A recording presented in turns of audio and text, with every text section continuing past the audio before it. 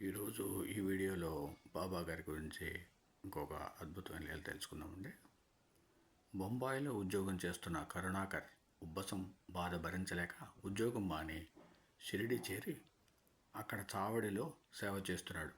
ఒక రాత్రి అతడు తీవ్రమైన జ్వరము దగ్గుతో బాధపడుతున్నాడు.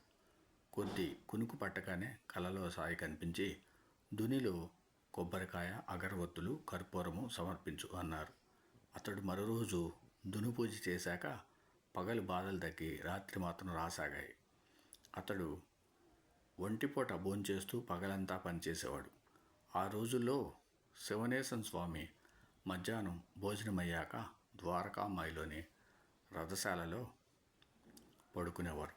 ఒకరోజు సాయంత్రం 4 గంటలకు కరుణాకర్ ఆయన వద్దకొచ్చి, నాకు మీరేమైనా తినడానికి ఇచ్చారా అన్నాడు.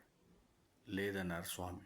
అతడు ఆశ్చర్యపోయి, అదేమిటి, మీరు నాకు ఈ వేరు ఇచ్చి దీన్ని నోట్లో ఉంచుకుంటే నా బాధ తగ్గుతుందని చెప్పారు కదా అని ఒక వేరు చూపాడు.